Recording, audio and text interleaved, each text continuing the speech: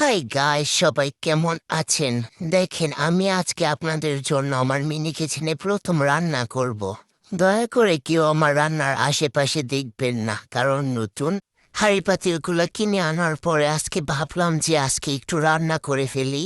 আমি এখনো আমার মিনি কিচেনের কোনো সেট আপ তৈরি করি নাই, তবে খুব শীঘ্রই আমার মিনি কিচেনের সেট আপ তৈরি করে ফেল। যাই হোক, আমরা রান্নায় চলে যাই। আজকে আমি রান্না করব মাছ। এই বিশাল বড় বড় 3টা মাছ আমি বাজার থেকে কিনে নিয়ে আসছি। আমি মাছগুলো কেটে ধুয়ে পরিষ্কার করে আগে রেখে দিয়েছিলাম। এখন আমি সুন্দর করে এগুলোকে তেলে ভেজে নেব। আমার যে ভালো রান্না সবাই পারে, আমি রান্না আবার না একদমই পারি না বললেই চলে। তাই আমার রেসিপি দেখার মতো কিছুই নাই, শুধু রান্না করবো ওইটাই দেখেন। আর কি কই ভুল করলাম ওইটা আপনারা একটু দেখবেন। এই তো আমার মাছ ভাজা প্রায় শেষ হয়ে গেছে। শালা উল্টে কত সুন্দর করে, আমি মনে করছি যে উঠবে না নতুন কড়াই। না, অনেক সুন্দর ভাজা হয়েছে। শালা, আর আমি এত সুন্দর করে মাছ ভাজতে পারি? আমি শিওর আমার আম্মু এই ভিডিওটা দেখলে বলবে এখন থেকে তুই রান্না করবি। এখন আমি কড়াইয়ে আর একটু তেল দিয়ে দিব। পার না খেসালা পড়ছে। তেলটা গরম হয়ে গেলে আমি এর মধ্যে দিয়ে দিব পেঁয়াজ, মরিচ।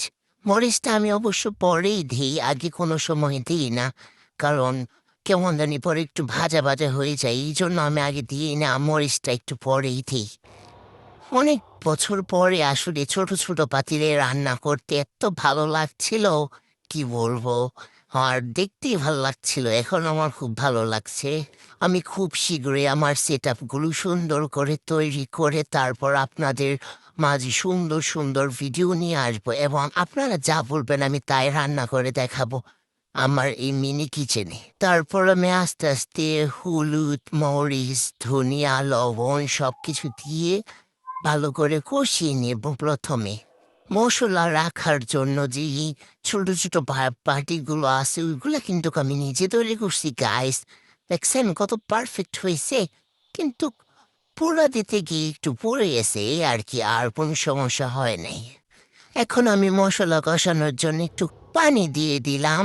তারপর একটু ভালো করে খুঁট করে ঘুটে নেব, গোটা গোটা গোটা করে দিব।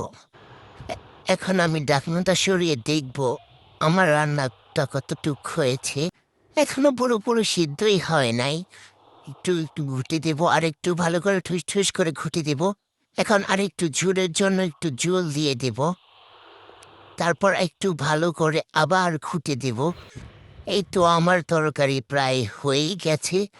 এখন আমি ভেজে রাখা মাছটা দিয়ে দিব এর মধ্যে। মাছটা দেওয়ার পর তরকারিটা কত সুন্দর লাগছে। আল্লাহ আল্লাহ, আমি এত সুন্দর তরকারি রান্না করতে পারি, কেমনে সম্ভব? কত সুন্দর হইছে আল্লাহ, কালারটা দেখলেই মনে শান্তি লাগতেছে। এখন একটু ঢেকে দিই। গাইজ দেখেন আমার কত সুন্দর তরকারি হইছে। মাশাল্লাহ মাশাল্লাহ, আমি এত ভালো রান্না করতে পারি। জানতামই না আমার এত ভালো গুণ আছে। গাইস, আমার তো এখনই খাইতে ইচ্ছা করতেছে। এখন আমি খাবো, টেস্ট করবো, দেখবো আমার তরকারিটা কিরকম হয়েছে। আপনাদের সবাইকেও একদিন দাওয়াত করে খাওয়াবো ইনশাল্লাহ।